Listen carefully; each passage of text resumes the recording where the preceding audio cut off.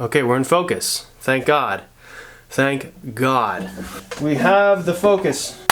Hello and welcome back to the studio space. Today I'm going to take some time and sum up the month of August and maybe show you some things that I've been able to accomplish, as well as go into some up and coming little ventures as well. So first off, I finally got Trying to Be Good all framed up and ready to hang, looking spiffy if I do say so myself. And I'll be sending that out to Skull and Snake Tattoo Gallery in Maine for their Dawn of the Dark Art Society group show. It's gonna be rad. Trying to Be Good was that piece that I had to sculpt all of the frame corners for because it just fell apart at the corners and I needed something to reinforce it. Luckily, it all worked out and now the whole piece is very robust and the corners are backed completely with that epoxy sculpt, which is hard as rock. Badass Nonsense is another piece that I did in graphite by just keeping the pencil moving no matter what.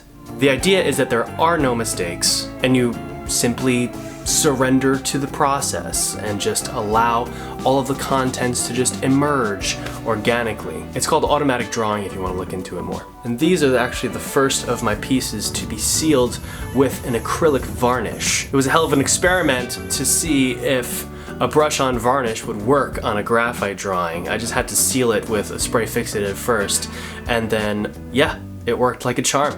I'm glad to report, jolly good.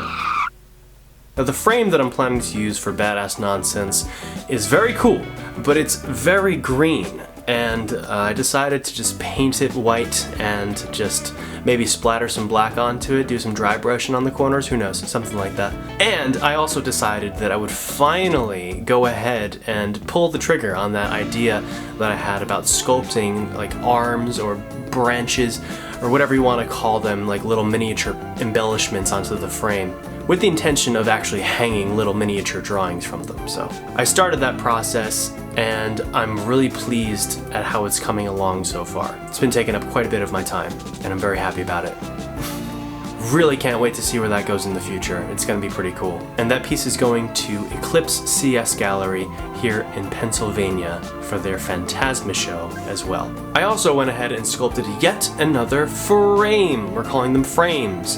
And you've seen the ones that I've sculpted recently onto the eyes if you follow me on Patreon, where I currently release weekly studio vlogs instead of monthly public ones. So this past week I decided to sculpt a frame around this piece, which is the only piece I've ever done that's 100% watercolor.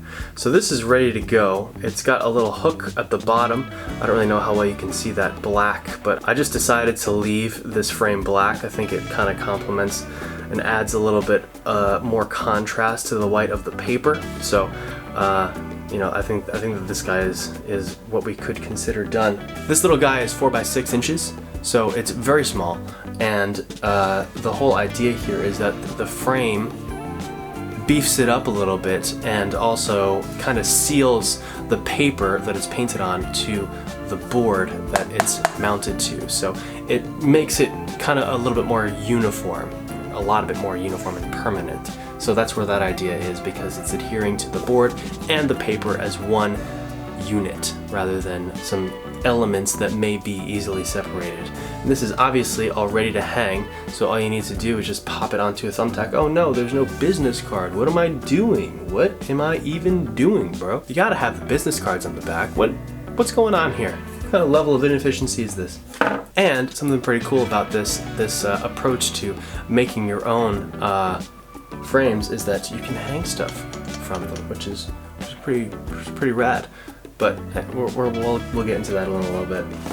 Okay, anyway, next up we have that surface prepping video that I made, and I prepped 18 panels, 12 6x8s and 6 what are they? 6x6s, I believe. Yes. 12 6x8s, 6 6x6s. And then I took some watercolor paper and just mounted it right to it. So this is sealed permanently with PVA adhesive, and it does make the black board a little bit more matte because the PVA was painted onto the board as well as the back of the paper to make a more even distribution of adhesive. So now it's time to start drawing on these, and then painting, and then drawing again.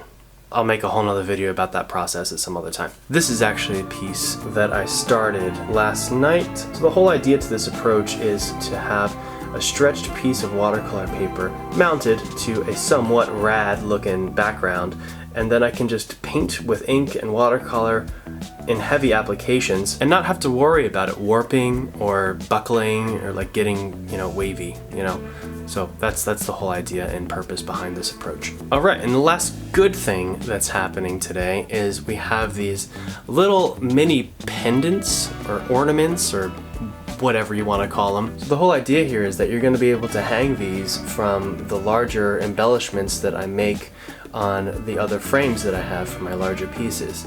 And I'm going to show them together. So this is a cat monster. I don't know how well it's going to focus here. Let me see. This is probably even better, actually.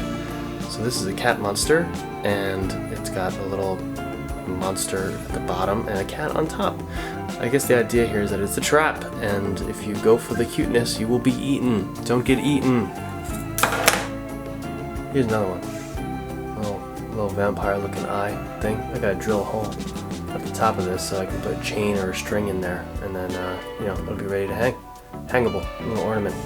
And like I said earlier, I've been having a lot of thoughts for a long time at this point about sculpting these embellishments onto frames, or just sculpting frames entirely from scratch with like little arms or branches or animals or characters, or even just like a portrait at the top or bottom center.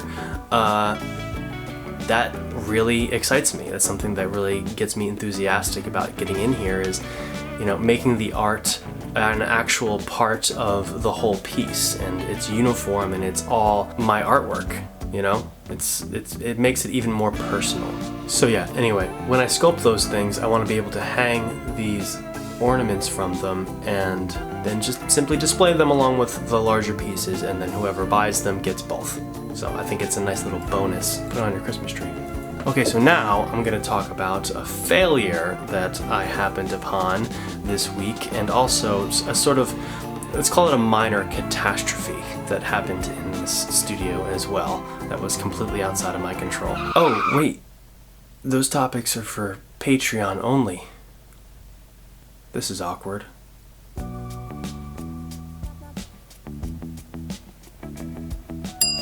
Okay, well there you have it. That's the video for today. So if you liked it, please, for the love of God, just leave a little like. It's gonna help my baby channel grow.